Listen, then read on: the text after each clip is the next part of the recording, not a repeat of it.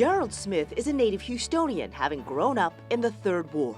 My mom and dad were divorced when I was a young child, probably 2 years old. And my mom raised my younger brother and I. Raised by both his single mother and grandmother, these two women played a critical role in Gerald's development. My mom worked at a place called Buffalo Pharmacy, which was on the corner of Bissonnet and Buffalo Speedway in West U. And she used to get up at 5 o'clock in the morning to catch the bus to go to work. At the same time, my grandmother played a significant role because she really was a business person. She was the first entrepreneur that I knew that had her own business going back to the 50s and 60s. So that clearly had a huge impression on me when I was young. With encouragement from his English teacher, Ms. Lockhart, and school counselor, Ms. McAfee, at Jack Yates High, Gerald attended Texas Southern University. To this day, I understand the value of what Texas Southern provided for me. I graduated from college in 4 years. I graduated with honors.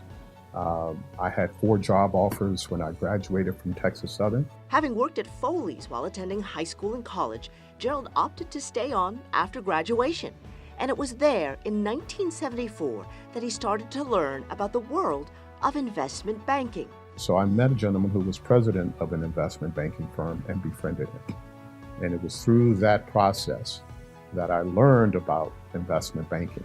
Breaking into the field of investment banking would prove to be a challenge. And I said, listen, I know you've talked to me several times over the last year or so, but I believe that the only reason why you won't hire me is because I'm black.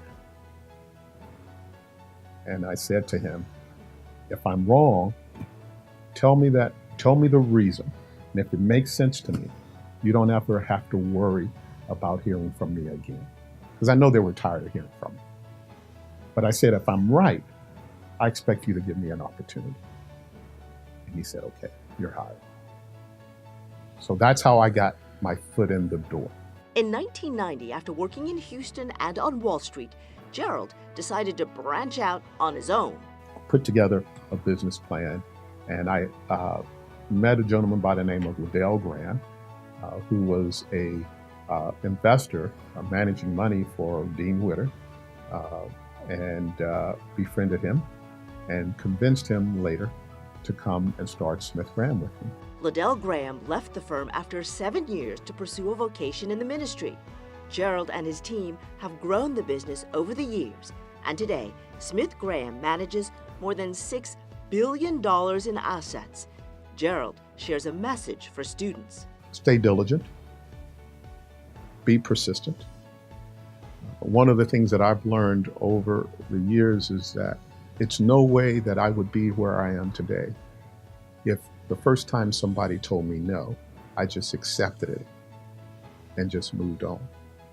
And if I would have done that, I don't know where I would be, quite honestly, but I know I wouldn't be here.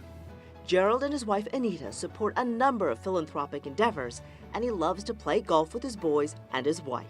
The other part is just being with family. My wife and I are very fortunate. We have 3 wonderful kids.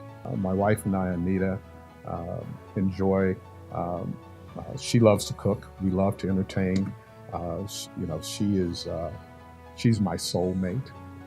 And, being with family it can't get any better than being with family. Gerald Smith, 2019 inductee into the J.A. Hall of Achievement.